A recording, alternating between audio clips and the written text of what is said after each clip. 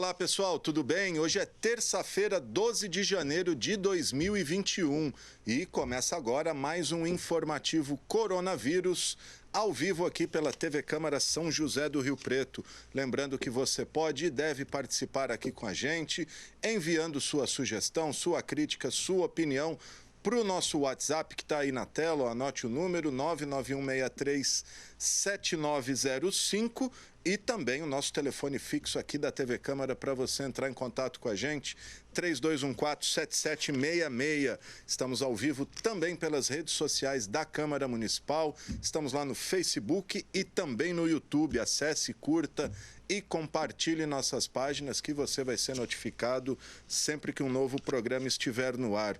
E estamos ao vivo também pelo streaming do nosso site www.riopreto.sp.leg.br, além de acompanhar nossa programação em tempo real, 24 horas por dia. Você também fica por dentro de tudo que acontece aqui na Câmara Municipal, os projetos em tramitação, etc. e tudo mais. Bom, vamos aí às atualizações dos casos de coronavírus em Rio Preto, atualização feita hoje pela manhã pela Secretaria de Saúde. Então, até hoje, segunda-feira, 12 de janeiro, temos confirmados um total de 37.253 casos positivos, isso acumulado desde o início da pandemia, né? Março do ano passado, 2020. De ontem para hoje, tivemos 255 novos casos confirmados e, infelizmente, até o momento, 962 mortes, sendo 4 nas últimas 24 horas. Tivemos aí, por outro lado, mais de 33 mil pessoas já curadas da doença. Atualmente, temos 340 riopretenses internados com alguma síndrome respiratória aguda grave. Dessas 340, 181 são Covid e 73 estão em UTI. E, atualmente, a taxa de ocupação da UTI Covid no município é de quase 67%, 66,9%. Lembrando que em novembro do ano passado esse índice era de 35%. Então, quase dobramos aí a ocupação da UTI em pouco mais de 2 meses. E lembrando que o limite para permanecer na fase amarela um deles é a ocupação de UTI abaixo de 70%. Então, é preocupante esse dado, além de ser o maior índice de ocupação desde setembro, né, quando a cidade vivia aquele pico da primeira onda. Enfim, e segundo os especialistas aí, nós ainda não estamos tendo o reflexo das festas de Réveillon, né? O que nós estamos vivendo agora é o reflexo das reuniões de Natal, mas nos próximos dias aí começam os casos, os reflexos, tomara que não venham, mas começam os reflexos das festas de Réveillon. Até por isso a Prefeitura anunciou na última sexta-feira a suspensão dos atendimentos regulares na UBS da Vila Toninho e Santo Antônio para remanejar os profissionais de saúde, médicos, enfermeiros, etc., para a Vila Maior, que vai ser uma unidade exclusiva para atendimentos de doenças respiratórias. E ainda sobre a Covid, agora à tarde o Butantan anunciou detalhes da eficácia da Coronavac, né, a vacina do Instituto Butantan, parceria com o laboratório chinês Sinovac. E segundo os dados anunciados aí, a Coronavac tem 50,4% de eficácia global. O que isso significa? Lembrando que a semana passada o Dória, o governador, tinha anunciado aí eficácia de 78% para casos leves e moderados e 100% para casos graves, internações e mortes. Mas o Dr. Maurício Nogueira Lacerda, da FAMERP, que também pesquisa a Coronavac em Rio Preto, também deu uma coletiva agora há pouco. Ele explicou o seguinte, que a Coronavac tem 50,4% de eficácia global. Isso significa o quê? Que 50,4% das pessoas que tomarem a vacina não terão a doença, né? Vão estar em tese imunes aí e se pegarem serão totalmente assintomáticas se tiverem contato com o vírus. O restante, os 49 49,6%, que mesmo que tomaram a vacinas e foram infectados, a vacina preveniu que 78% desses 49% desenvolvessem apenas casos leves e casos leves da doença, e preveniu que 100% dos 49% que foram infectados, que esses 100% contra casos moderados, graves, internações e mortes. É um pouco difícil entender, mas os dados são esses, é um bom sinal. E agora está aí na expectativa da Anvisa liberar o uso emergencial dessa vacina para que no próximo dia 25 o estado de São Paulo, e esperamos que todo o Brasil, inicie aí a vacinação contra essa doença. É isso aí, gente. Daqui a pouquinho a equipe aqui da TV Câmara, o Matheus Camargo e o cinegrafista Gilmar Esquive acompanharam a coletiva do Dr. Maurício Lacerda Nogueira, e ela acabou há minutos. O pessoal está preparando o material e daqui a pouquinho o Matheus vai estar ao vivo aqui com a gente para passar detalhes dessa coletiva. Vamos mudar de assunto, porque ontem à noite a gente teve, final da tarde, início da noite, aí tivemos fortes chuvas aqui em Rio Preto e, enfim, algumas avenidas alagadas, árvores caíram, etc. E sobre isso a gente vai conversar agora com o coordenador da Defesa Civil de Rio Preto, Coronel Carlos Lamin, passar um rescaldo aí para a gente, se tivemos algum problema mais grave, se a cidade comportou bem essas chuvas. O Coronel Lamin, que está aqui no Zoom comigo. Tudo bom, Coronel? Me ouve bem? Boa tarde, Alexandre. Ouço muito bem. Boa tarde aos ouvintes aí, telespectadores. Legal. Da Câmara também. Maravilha, Coronel. Vou pedir para o senhor fazer um rescaldo para a gente. Acho que o senhor passou o dia aí rodando a cidade. Tivemos algum problema grave, alguma casa, alguma edificação vai precisar, se teve algum problema estrutural. Enfim, passa um balanço para a gente. Enquanto o senhor fala, a gente tem algumas imagens, vão rodando aí de alguns vídeos que a gente recebeu da chuva de ontem, Coronel. Bom, não houve estragos graves na cidade. E a gente tira uma base porque nós não fomos acionados pelos bombeiros, Alexandre, para fazer nenhuma vistoria em edificações, em residências, por exemplo. Então, não houve desabrigados, não houve essa necessidade de retirar pessoas de qualquer tipo de edificação. Houve uma queda de um muro em um condomínio ali na Vila Toninho. Como você disse, apenas 4 árvores caíram na via pública, sem prejuízo materiais. Também já é um problema, e só foi levada, na verdade, a interdição de uma passagem entre bairros ali no São Marcos e na Cidade Jardim, mas era uma obra que já vinha sendo acompanhada pela Secretaria de Obras, e um transtorno que já é conhecido nosso, né, devido à nossa topografia aqui em Rio Preto, que é um enchimento, né, ali da Avenida Badibacite, mais precisamente no início ou no final dela, né, o cruzamento com a Pedro Amaral. Um detalhe importante, fazendo a vistoria nas avenidas hoje pela manhã, Alexandre, é que nós vimos muitos sacos de lixo e caixas de papelão que rodaram com a enxurrada. E possivelmente esses sacos, eles entupiram muitas bocas de bueiro, impedindo que a água entrasse para o sistema de microdrenagem, fazendo então com que ela corresse grande parte pela superfície. Agora, é importante também salientar que em questão de 20 minutos, choveu mais de 100 milímetros. Não choveu tudo isso em 1 hora, mas o volume que choveu em 1 hora foi muito além de 100 milímetros em um tempo de 20 minutos. Então, a descarga de água foi muito violenta, muito alto o índice pluviométrico. Imagina, né? A cidade toda, desde lá da Juscelino Kubitschek, a montante, né, do córrego Borá, captando água dos bairros, e escoando isso, seja pela superfície ou pela microdrenagem, chega aqui embaixo, realmente fica muito difícil captar todo esse volume de água. Só para as pessoas entenderem, Coronel, 100 milímetros de água, de chuva, quer dizer 100 litros por metro quadrado, né? É isso?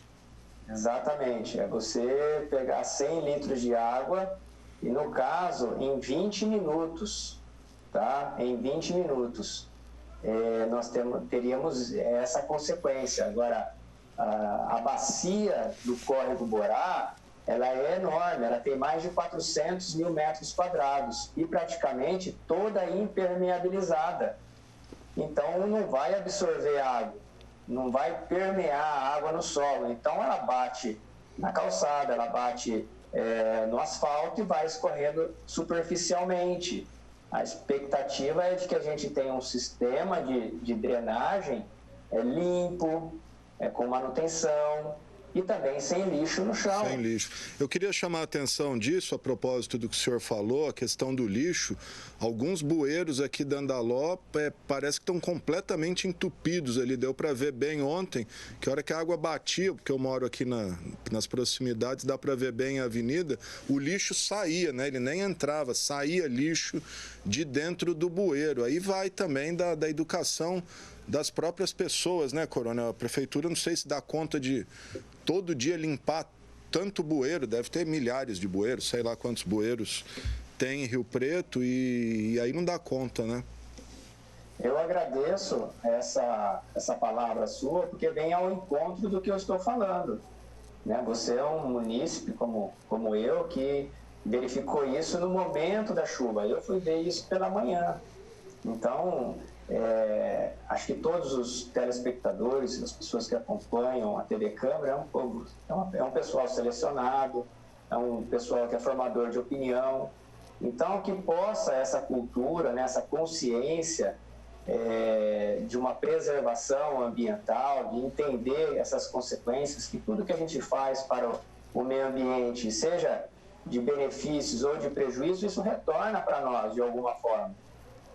Então, a gente percebe que ali o quadrilátero central de Rio Preto há pouquíssimas lixeiras. Os comerciantes e residentes, eles depositam no chão o seu saco de lixo e as caixas de papelão que vem com material também ficam no chão. Até, então, desculpa interromper o senhor, até pedir para o Flávio pôr o vídeo aí, no vídeo que a gente está passando aí, a gente vê os sacos de lixo correndo na avenida como se fossem uns barquinhos ali. Pode continuar, desculpa, Coronel. Então, que esses comerciantes e residentes deixem para colocar o lixo na rua, de preferência em lixeiras, né, que fica no alto, só no momento em que o coletor de lixo vai passar. Isso já seria uma boa prática, uma boa consciência, porque a qualquer momento, nesse nosso verão, as tempestades se formam devido ao forte calor. Então, evitem deixar esse tipo de lixo sobre a calçada. Ô, Coronel, eu sei que não é muito a área do senhor, a prefeitura faz trabalho de limpeza, de desentupimento dessas bocas de lobo, porque eu percebo nessa própria esquina que eu moro aí, você percebe todo dia ali muito lixo, e era fatal, o dia que chovesse ia ter alguma consequência. É feito um trabalho, tudo bem, a população é sem educação, joga o lixo, mas a prefeitura faz essa limpeza? Como que funciona isso? Periodicamente é feita essa limpeza, sim. Eu acompanho o secretário ali, o Ulisses, né? Eu não sei qual que é essa periodicidade, Alexandre. Seria até bom consultar a secretaria para saber. Mas é feita não só essa limpeza, mas também a limpeza dos canais do Rio Preto, dos canais aí a céu aberto do Borá, do Canela, também é feita essa limpeza anualmente. Eu tenho acompanhado com o Ulisses isso todos os anos e tenho pedido também para que seja feita justamente antevendo essas questões de limpeza e entupimento, né? Tá certo. Tá aí então, gente, o Coronel Lamin fazendo um balanço e um rescaldo dessa chuva. Felizmente não tivemos maiores problemas. Parece que teve um carro arrastado na Abadi, um carro apenas, Coronel. Sim, os bombeiros nos noticiaram que foi somente um carro. A guarnição do bombeiro esteve no local e retirou as 2 pessoas. É bom você tocar nesse assunto, Alexandre, que você me abre espaço também para esclarecer ao seu telespectador sobre isso. Não é recomendado que se atravesse as avenidas no momento de fortes chuvas como esse. Sim. Por quê? Porque o carro, há muita chance do motor, né, morrer ali, afogar, como dizemos, né, literalmente na chuva, afogar na enchente. Isso trazendo, a pessoa está se expondo a um grande risco, porque não é só enchente, às vezes tem correnteza, tem enxurrada, que é muito forte. A pessoa vai deixar o carro, algum objeto pode vir com velocidade, derrubar essa pessoa, bater na cabeça, ela desmaiar e evoluir para um quadro de afogamento e óbito. Então evitem, aguardem em locais altos que logo esse escoamento vai ser feito e a pessoa pode passar em segurança. Lembrando que nós temos que conviver com isso, porque a nossa cidade ela foi construída em vales, né? E os fundos de vales são as avenidas com os córregos. Então, toda a água vai cair para esses fundos de vale e as pessoas têm que entender essa topografia e evitar para que se envolva em uma ocorrência, aguardar e ter paciência, né? Acho que uma boa palavra é paciência, acompanhada aí da prudência. O Coronel, ontem também deu para perceber muitos raios que caíram. Pelo jeito, ainda bem, não teve nenhuma ocorrência com raio, mas queria que o senhor deixasse algumas recomendações que as pessoas devem fazer em caso assim, de tempestade com muito raio, como a gente viu ontem. Boa pergunta.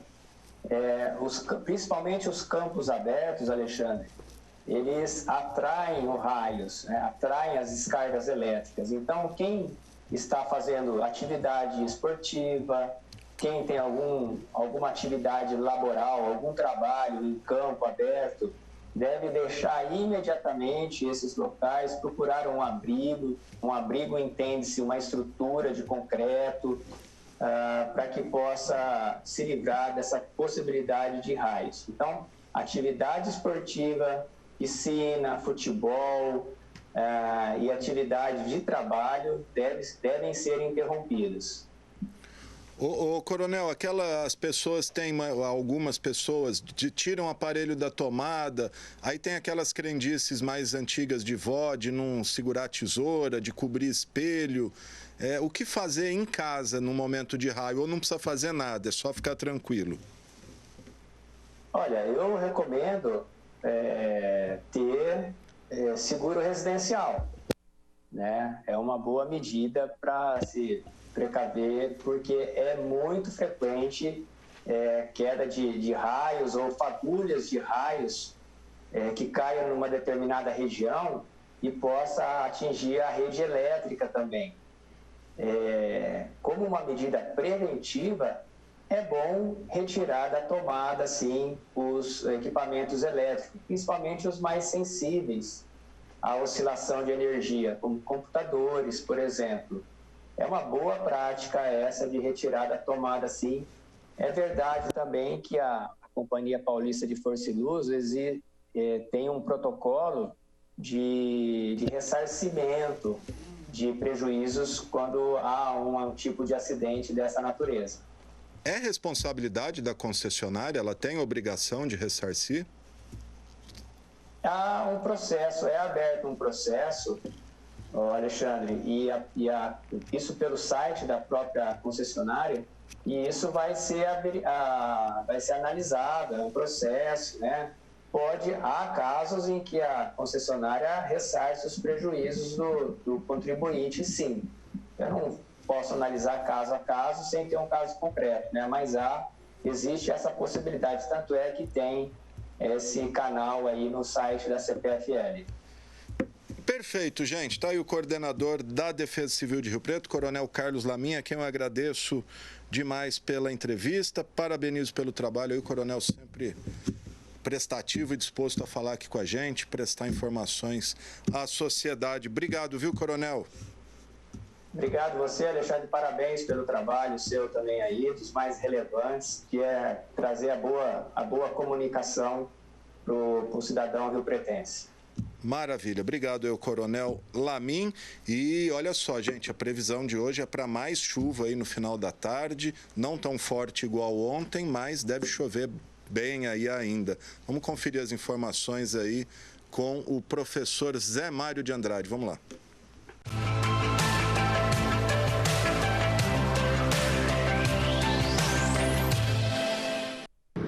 Bom dia, boa tarde, boa noite e um excelente ar para todos nós. Terça-feira, 12 de janeiro, em São José do Rio Preto. Às 13 horas, no Aeroporto Estadual Professor Heriberto Manuel Reino, temperatura de 28 graus. Umidade relativa do ar em 65% e ventos do quadrante nordeste com velocidade de 7 km por hora. Qualidade do ar boa, sem irritações, sem restrições ao sistema respiratório humano. Os modelos meteorológicos indicam para a tarde a temperatura máxima de 30 graus.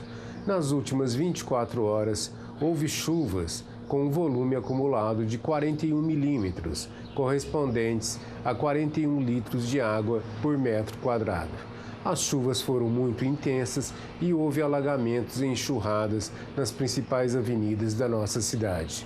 Para o dia de hoje, a meteorologia prevê em 80% a possibilidade de que as chuvas continuem com um volume acumulado de mais 20 milímetros, correspondentes a 20 litros de água por metro quadrado. No período da tarde, a umidade mínima poderá atingir valores inferiores ao ideal de 60%, recomendado pela Organização Mundial da Saúde. O sol nasceu por volta das 5 horas e 47 minutos e deverá se pôr por volta das 19 horas e 4 minutos, perfazendo um período de mais de 13 horas de intensa insolação no noroeste paulista. A radiação ultravioleta poderá atingir valores extremos prejudiciais à saúde das pessoas.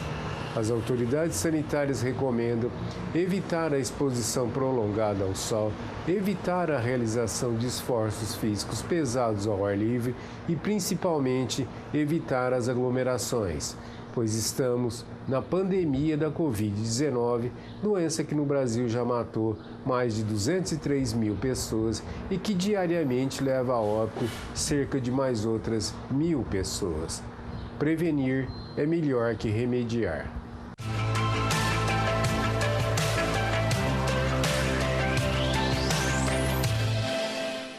Tá, então, gente, o professor Zé Mário aí, então deve chover bastante mais à tarde, no finalzinho da tarde aí, não tanto quanto ontem, mas 20 milímetros é bastante coisa. Só uma coisa aí, o Coronel Lamin falou em 100 milímetros de chuva, o Zé Mário falou em 40, teve essa divergência aí, mas seja lá como for, 40 também é muita coisa.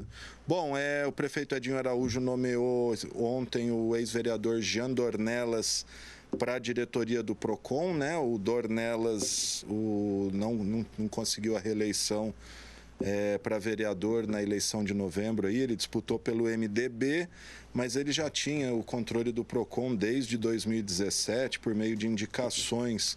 O último diretor do órgão, o Arnaldo Vieira, tinha também sido indicação do ex-vereador, que agora assume a cadeira. Tem aí a foto do Dornelas com o prefeito, só o registro aí.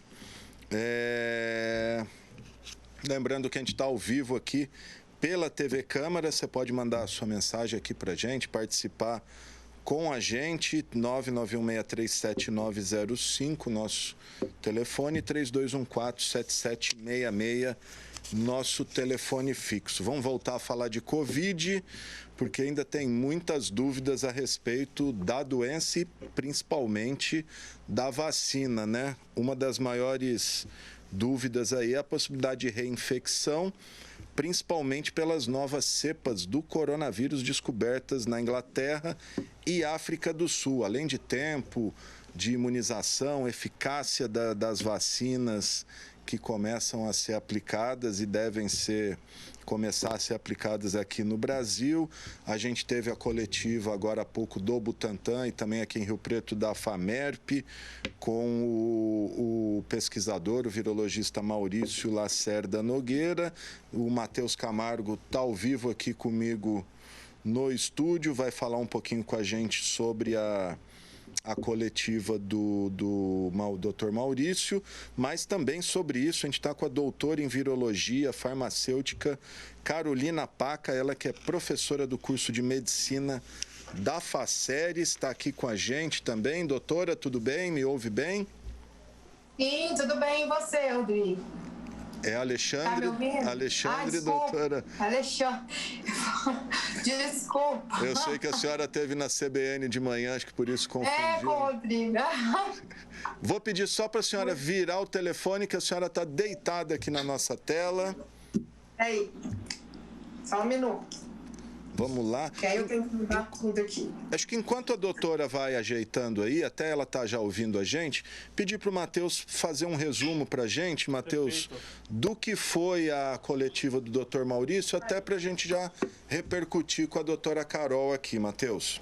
É isso mesmo, acabei de chegar, a coletiva realizada lá no anfiteatro da FAMEP, foi capitaneada pelo Dr. Maurício Lacerda Nogueira, que é o médico-chefe do laboratório de virologia lá da FAMEP. Ele comanda os estudos da Faculdade de Medicina em torno da Coronavac. Participou também dessa coletiva a Eliane Fávaro, que é a coordenadora de testes da vacina. Os dois, na verdade, foi a versão regional do pronunciamento feito horas antes, minutos antes do governo do estado, Alexandre. O mais curioso, a gente não tem dados específicos de Rio Preto, estratificados em Rio Preto. O que foi divulgado agora, que foram 600 voluntários aqui em São José do Rio Preto que participaram desse período de testes que está acontecendo desde agosto do ano passado. São 12.500 voluntários no Brasil, em Rio Preto 600 voluntários, 300 receberam a vacina, 300 receberam o chamado placebo e não há estratificação local disponível ainda com relação a dados locais. Mas é interessante notar, Alexandre, alguns dados, enquanto a doutora se prepara lá. E a gente está vendo aí as imagens. Está vendo as imagens, Maurício, exatamente, né? São as imagens da...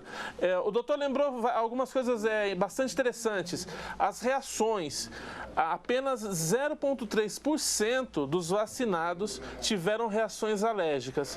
E, por outro lado, 0,2% dos que receberam placebos tiveram reações alérgicas. Então, são números bastante similares, que mostra realmente que são, às vezes, reações até mesmo induzidas por participar. Psicológico, né? Claro, apesar de se manifestar de forma física. Outros dados interessantes é que 24,7% dos vacinados tiveram dor de cabeça e 24,6% dos que receberam placebo também tiveram dor de cabeça. Então, com relação aos efeitos, às reações adversas específicas da Coronavac, não há praticamente nenhum relato de algo muito dramático ou algo muito prejudicial à saúde. Muito bom. E o pessoal quer saber, né? Passar os dados para você discutir depois com a doutora, Alexandre. De fato, a vacina ela tem eficácia de 50,38% contra a Covid-19, mas nos casos super leves. Porque a gente pode até explicar um pouco melhor isso. São 50,38% de forma global. E segue aqueles mesmos valores que já haviam sido... né? Isso, 77,93%, 78% nos casos leves e 100% nos casos mais graves ou até que necessitam internação. E morte, né? Que é o mais importante. Exatamente. De uma forma geral, para o pessoal de casa entender, Alexandre, a gente tem 10 graus com relação ao estudo da vacina. O grau 0 são os assintomáticos. Pessoas que realmente não tiveram nenhum tipo de sintoma. O grau 1, ele apresentou apenas um leve sintoma, é quase um assintomático, uma pequena febre, uma fadiga, um mal-estar. E o grau 2 é febre mais algum outro sintoma. Nesses casos, é 50% de eficácia. Então, se 10 pessoas forem vacinadas, 5 delas podem ter algum mal-estar, alguma febre, alguma fadiga. Mas agora, isso cai, desses 50%, Alexandre, 77% precisam talvez tomar algum medicamento. Agora, de internação e de morte, de óbito, 100%, 0%. Legal, Matheus, muito bom isso. O mais importante é a morte, sim, né? As exatamente. pessoas não morrerem e não irem para a UTI, e isso é o que realmente importa. Bom, vamos dar a palavra aí para a doutora Carolina Paca, ela que, repito, é doutora em virologia, professora da Faceres, e vai bater um papo, tirar algumas dúvidas, inclusive. Eu fiz uma varredura na internet aí, nas redes sociais, e peguei também as principais dúvidas. Mas antes, vamos deixar a doutora falar um pouquinho o que ela achou desse anúncio feito pelo Butantan e também pela Famerp, se ela acompanhou. O que achou desses dados? Doutora, vamos lá? Olha, esses dados, eles são super promissores, tá? O que é importante a gente saber é que vacina, a importância da vacina, tá ruim o som? Tá me ouvindo? Tá dando para me ouvir, não?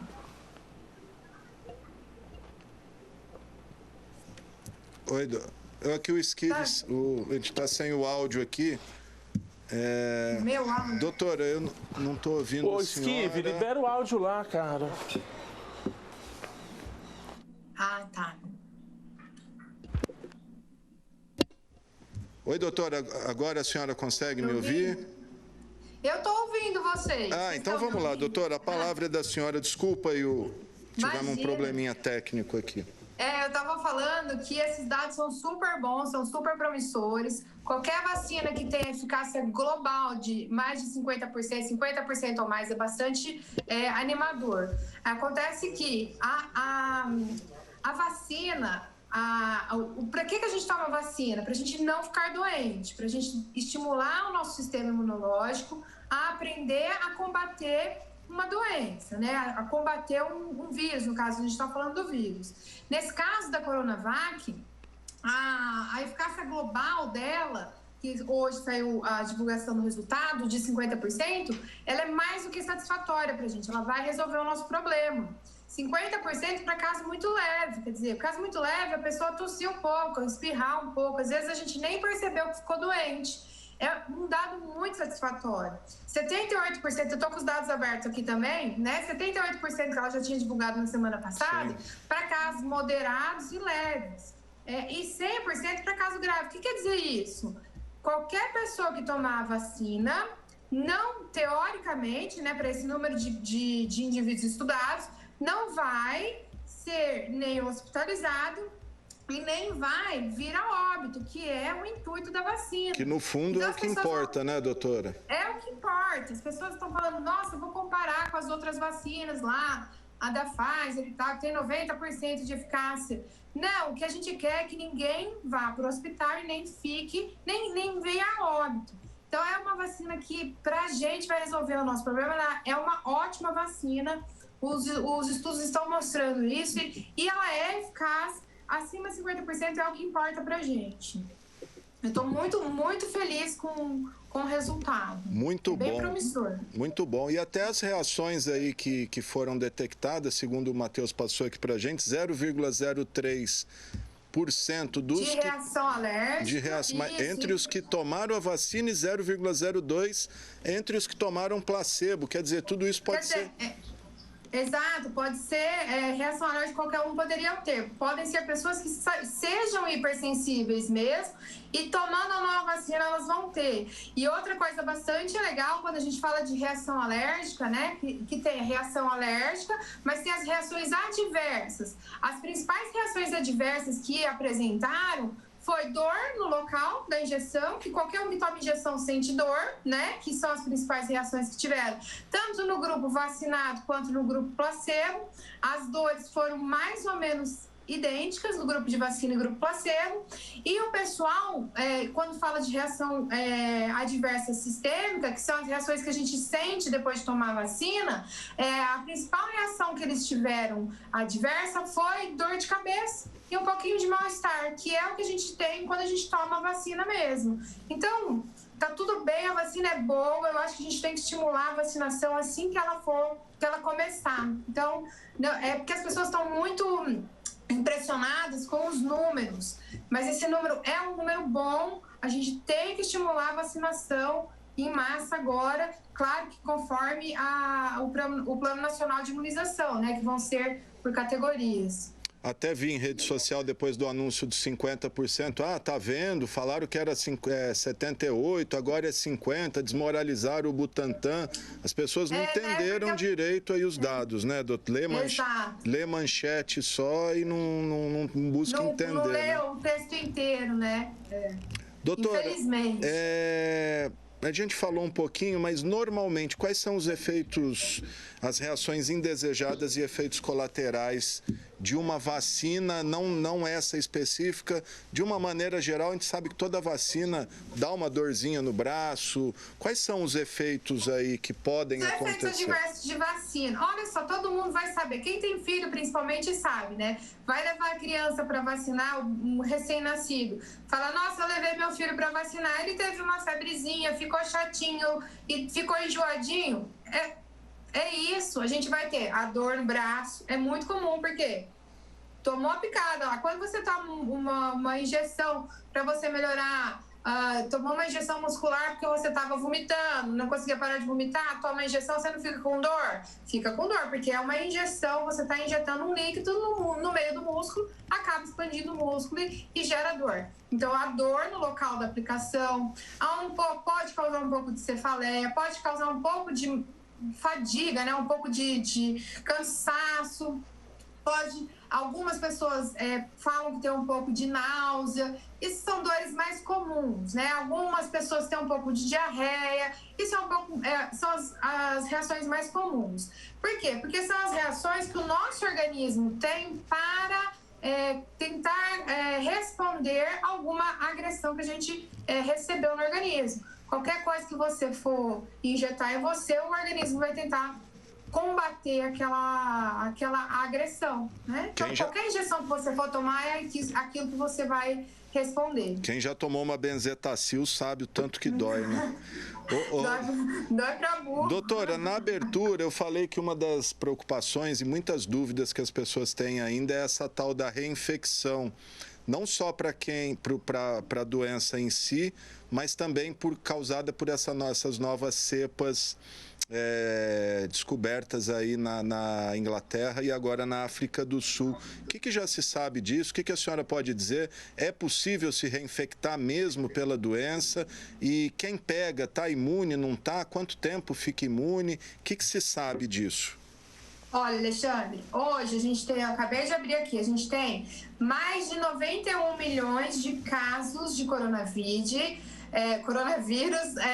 no mundo, né? Notificados no mundo. Mais de 1.900.000 mortes no mundo, tá? Dentre esse monte de número que a gente está vendo aí, em um ano que a gente tem da doença, a gente tem poucos casos notificados e registrados, confirmados de reinfecção, tá? Eu não sei dizer para você agora o número correto. O que a gente considera como reinfecção? A pessoa se infecta uma vez, ela se cura, depois de um tempo ela se infecta de novo, e para a gente dizer que foi uma reinfecção, a gente precisa fazer uma análise no laboratório específica que chama sequenciamento genético, que é eu comparar um vírus com o outro. A primeira vez que ela se infectou com a segunda vez que ela se infectou, o material genético desses vírus. Se forem vírus diferentes, aí eu posso dizer com certeza absoluta que ela se reinfectou. E para isso acontecer, é um custo muito alto e a gente não tem essa metodologia com muita facilidade. tá? Então, por isso, pode ser uma dificuldade no número de casos que a gente consegue ter de reinfecção. Mas isso também a gente consegue mostrar que é possível a reinfecção.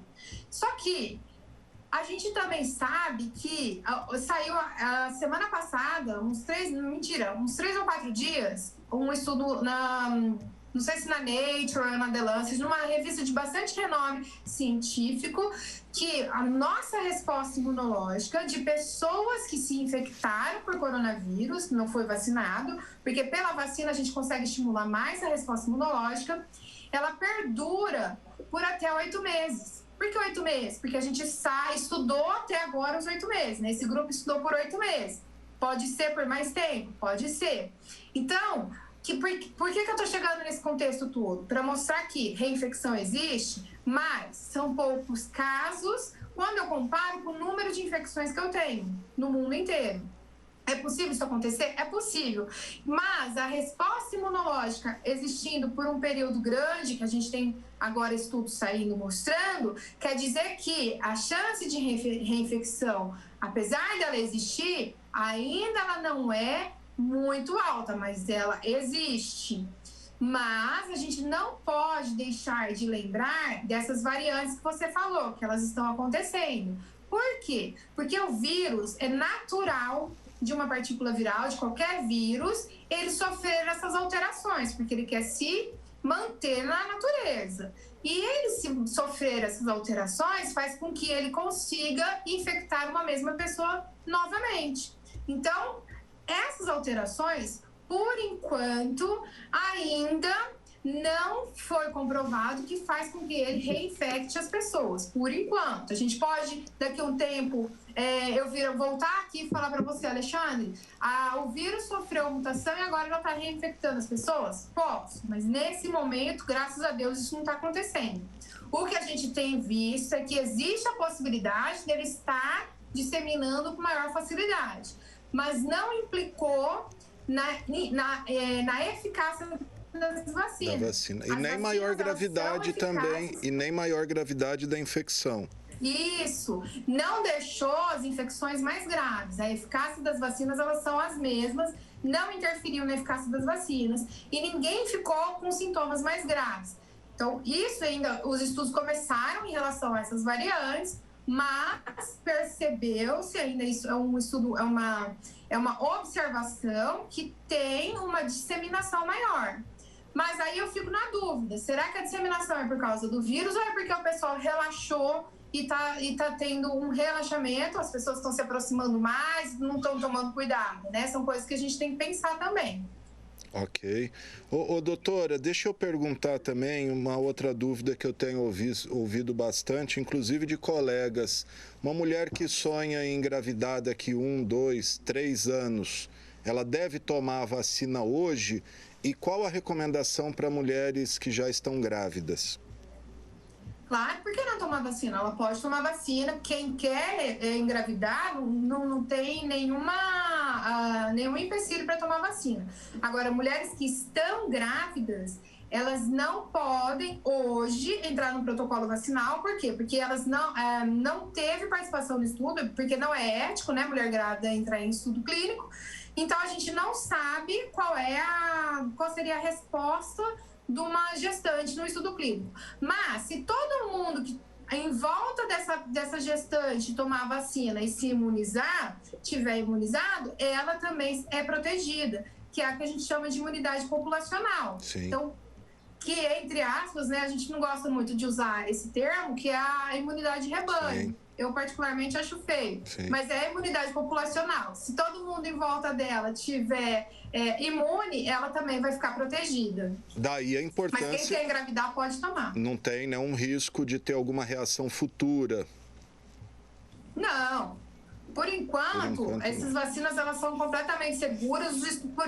Por isso existem os estudos clínicos, para mostrar a segurança e eficácia dessas vacinas, né? Qualquer medicamento que a gente usa, qualquer vacina que a gente usa até hoje, tudo que está no mercado, eles passaram por esses estudos que a gente tem visto do coronavírus. É porque o coronavírus, veio mostrar a importância da ciência e mostrar como os medicamentos chegam no mercado, né? Então, a população em geral tem visto como isso funciona. Eu achei isso muito interessante da pandemia, para as pessoas verem a importância dos pesquisadores, né? Até que, enfim, todo mundo está vendo quão importante a gente é e mostrando que a gente não está brincando. A gente trabalha, o trabalho é muito árduo, na verdade. É muito difícil fazer pesquisa no Brasil.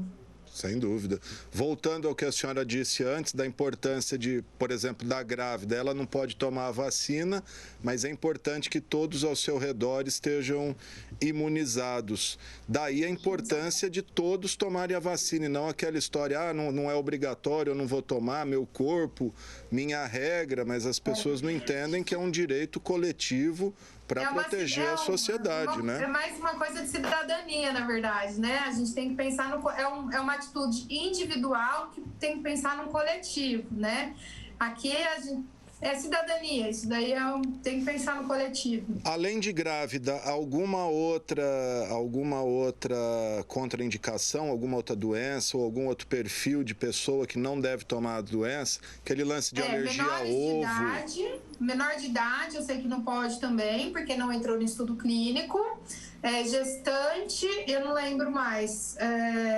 Que provavelmente alguma pessoa hipersensível a algum composto da vacina, eu não me lembro de cabeça, Alexandre, porque como eles ainda divulgaram agora, né, não deu tempo de eu ler tudo.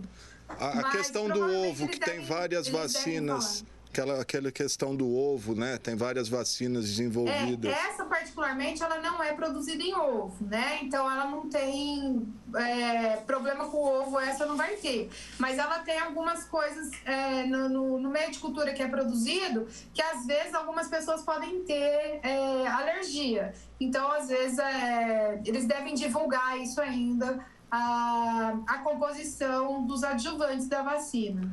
Legal. Doutor, uma pessoa que já teve a Covid, ela tem que tomar a vacina ou ela está imune já pelo próprio vírus? Provavelmente ela está imune pela infecção viral, mas ela pode tomar a vacina, não tem problema nenhum. O que vai fazer ela tomando a vacina é estimular ainda mais a resposta imunológica dela. Ela vai deixar mais robusta a resposta imunológica dela. Não tem problema ela tomar a vacina novamente. Perfeito. Se eu tomei a Coronavac, eu posso tomar depois a da Pfizer, por exemplo? Posso tomar 2 tipos de vacina?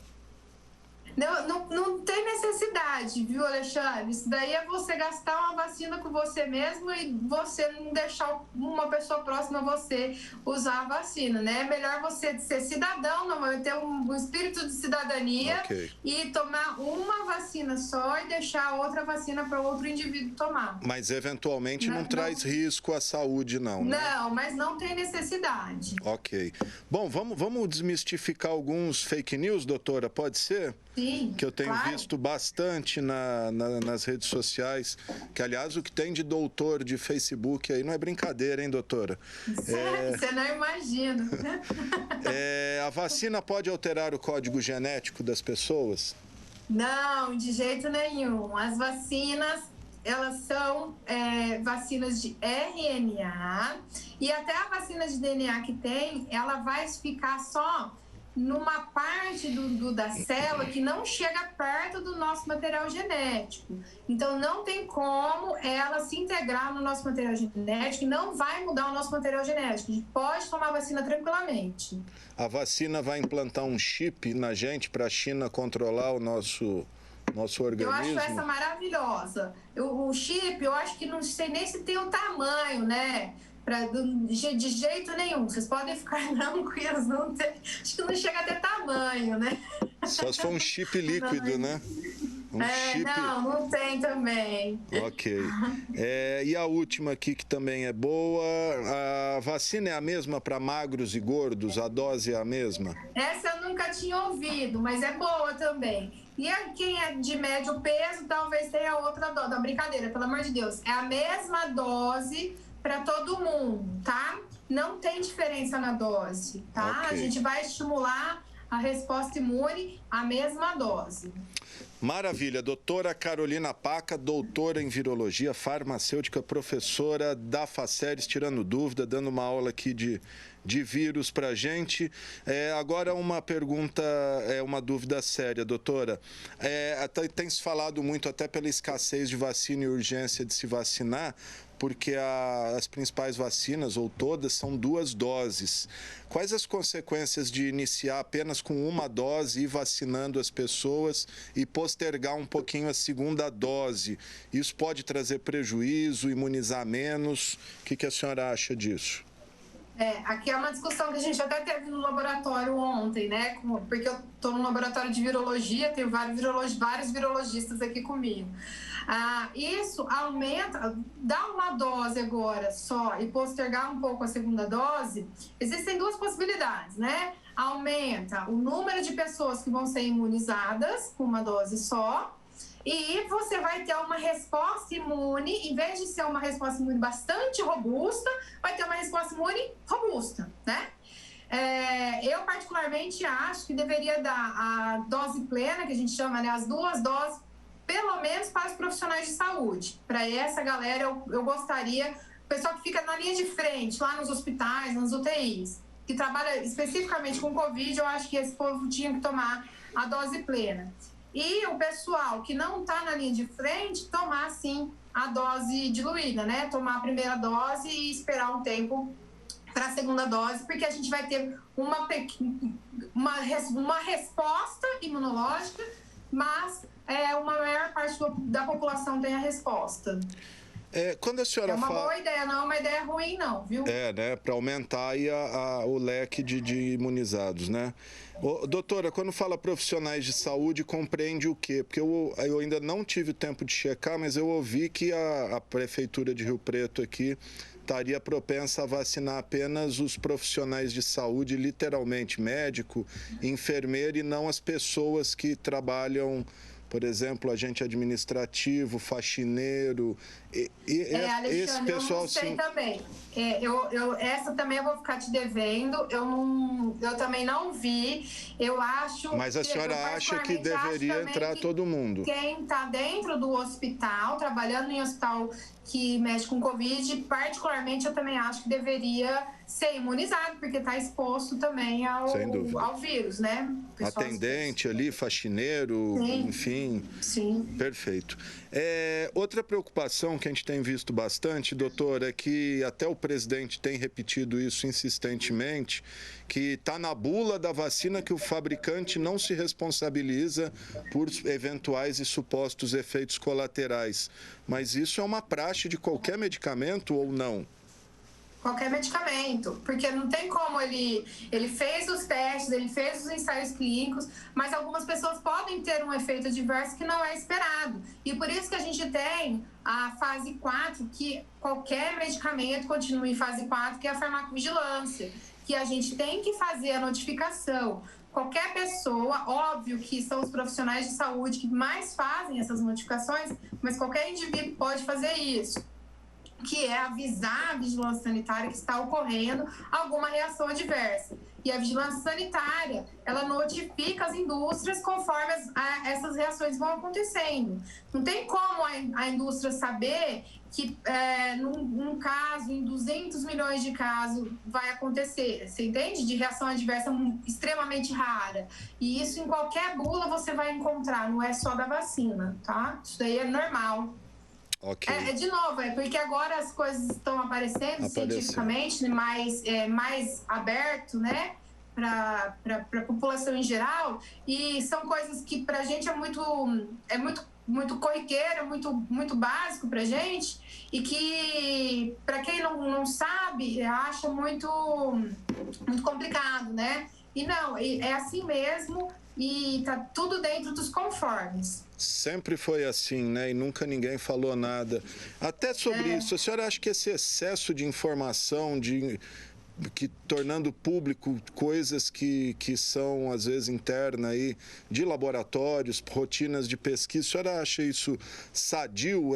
Até houve uma discussão parecida recentemente na Folha de São Paulo em relação à TV Justiça, se as audiências do Supremo deveriam ser televisionadas ou não, porque estava virando um espetáculo e todo mundo virou especialista em direito constitucional. E o mesmo acontecendo agora com vacina. É tanta informação que todo mundo se julga especialista em vírus, em vacina.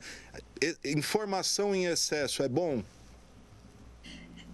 É uma faca de dois gumes, na verdade, né? Eu acho que foi bastante interessante as pessoas saberem da importância da ciência, da importância da biotecnologia, né? Do avanço que a gente está tendo na ciência, mas também algumas coisas acabam atrapalhando, né? Algum sensacionalismo que aconteceu, qualquer dado, por exemplo, uma pessoa morreu porque estava no estudo clínico, enfim, parou o estudo clínico, todas as coisas que acontecem no estudo clínico, que os estudos eles param mesmo em algumas situações que acontecem. E as pessoas queriam saber o motivo, se era do grupo placebo, não era do grupo placebo. Isso acabou atrapalhando por causa da pressão social e atrapalha porque abrindo, por exemplo, o cegamento que a gente fala, né, para descobrir se a pessoa era do placebo ou era da vacina, acaba estragando o estudo quando a gente fala estatisticamente. E aí essa pressão social, em alguns momentos, ela não era muito... acabava estragando um pouco alguns estudos. Mas eu achei importante também para o nosso lado científico a gente parar para pensar que a gente precisa aprender a se comunicar com a população, para a população ver a nossa importância e a gente aprender a se comunicar e explicar o que a gente faz também, né? Então a gente tem que ver esses dois lados. Não adianta eu falar vários termos técnicos e eu não conseguir explicar para minha mãe, por exemplo, o que eu faço, como que o remédio chega até lá. Então, eu acho que a gente tem que tentar achar um equilíbrio aí para poder continuar essa conversa e mostrar que depois que acabar toda essa tempestade, a gente ainda tem que continuar aqui do lado de cá fazendo a nossa parte para chegar aí na população todo esse benefício que a ciência traz. Então, temos que achar um equilíbrio aí. Sem dúvida. E também contar com o bom senso e a boa fé das pessoas, porque tem muita gente que deliberadamente age de má fé aí, não sei por qual motivo, talvez político, mas, enfim, é complicado. Doutora, para a gente concluir, já estamos aqui estourando o tempo, tivemos no último final de semana o vestibular da FUVEST, uma abstenção grande aí, né? Talvez por receio da infecção e também algumas reclamações de que não teve nenhum tipo de controle ali de temperatura, etc. E agora, nesse final de semana, vamos ter o Enem. Queria que a senhora falasse sobre os riscos, o custo-benefício de se arriscar numa aglomeração dessa, de participar de um evento desse e, quem for, quais os cuidados tomar. É assim... De novo, a gente tem que fazer o individual para pensar no coletivo, né? Vai ter o Enem, todo mundo sabe que vai ter a prova, então a gente tem que fazer todos os cuidados necessários que a gente tem dito há quase um ano, uns 8 meses. Usar a máscara, ficar com a máscara o tempo todo na prova, levar a sua água, levar a sua comida, se eles deixarem comer durante a prova. Na hora que você for pegar o seu chocolatinho, abre o chocolate, não põe a mão no chocolate, né? Segura no plástico. Se eles forem aferir a temperatura, dê lá 1 metro de distância entre a pessoa que estiver na frente na fila. Não aglomere. Se você vê um pessoal aglomerado, fique distante. Então, a gente tem que pensar em fazer o seu ato individual pensando no coletivo. Eu acho que não tem muito mais o que a gente ensinar em relação a isso, Alexandre, porque as pessoas já sabem o que fazer. Acontece que elas não fazem, né? Então, fica muito complicado a gente repetir as mesmas coisas, porque todo mundo sabe o que fazer. Eu sei que tá todo mundo cansado de não se juntar, não aglomerar e tal, mas por enquanto ainda é isso que a gente tem que fazer. Vai fazer a prova numa sala? Vai fazer a prova, mas eu tenho certeza que as salas vão ser de acordo com o número possível, no máximo de 40% de capacidade, com o distanciamento necessário. As salas com certeza vão ser arejadas, vão ser ventiladas. E a gente tem que fazer é o individual, usar a máscara e todos aqueles cuidados, né? Levar o álcool em gel e tomar todos os cuidados necessários. Respeitadas todas essas regras, é seguro participar? Vamos dizer, é impossível pegar o vírus ou ainda assim tem... Respeitando isolamento, usando máscara, álcool gel, tudo certinho, ainda assim... Eu não posso falar para você que é impossível, né, pegar o vírus, porque ela pode ter uma pessoa assintomática no local, essa pessoa não fazer alguma coisa, né, quebrar uma barreira que a gente fala, né, tipo, tossir, colocar a mão em algum lugar. A pessoa que não está doente põe a mão em alguma superfície e toca no olho, nariz e boca e acaba se contaminando. Okay. Existe a possibilidade, como se ela fosse num supermercado, por exemplo. Perfeito. Há possibilidade em qualquer local que a gente for, não só na prova do Enem. A aferição de temperatura é eficaz para detectar a infecção e, principalmente, agora está na moda aferir a temperatura no pulso. Isso é eficaz também?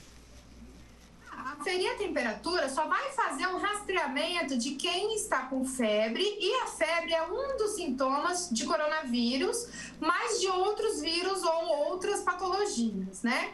Se você tiver com febre, teoricamente, não é prudente você estar fora de casa num momento de pandemia, você tem que ficar isolado. Então, se a pessoa tiver com febre, obviamente ninguém vai deixar ela entrar em nenhum estabelecimento, seja no Enem ou seja numa loja, né?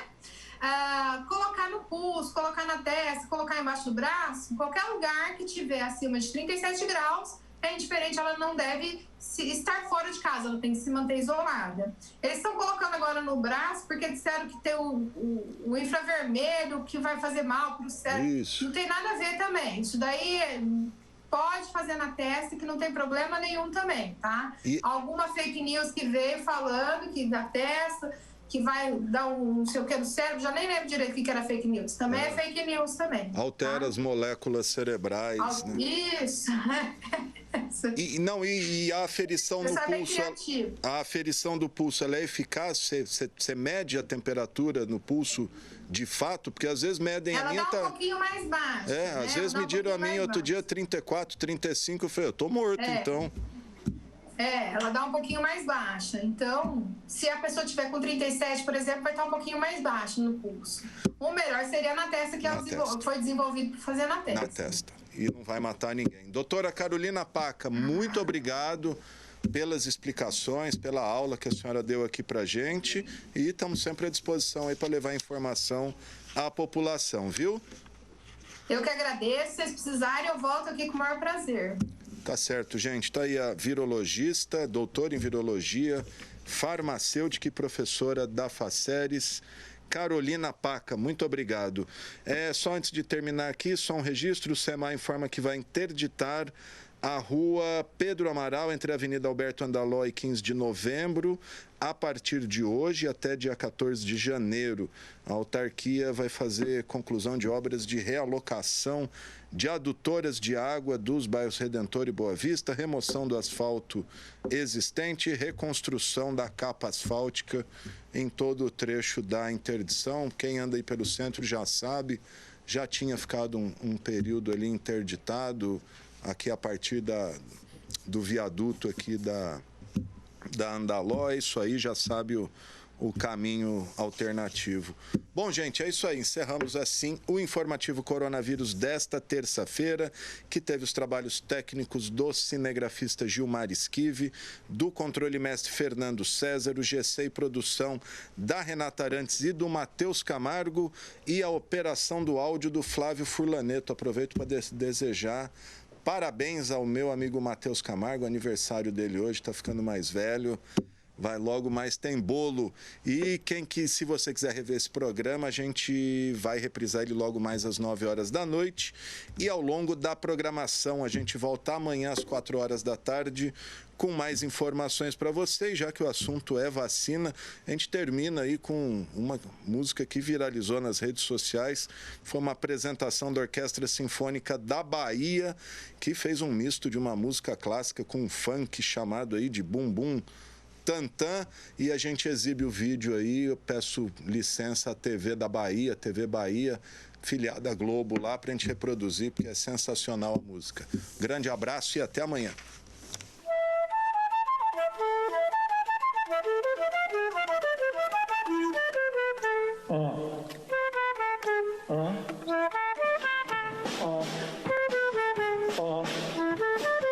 Ódio envolvente que é inconsciente. E pra estar presente nos concertos da gente, toma vacina e vem sorridente. Eu falei assim pra ela. Confiar no Butantan e na vacinação.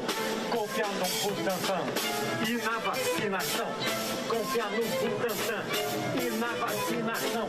Confiar no Butantan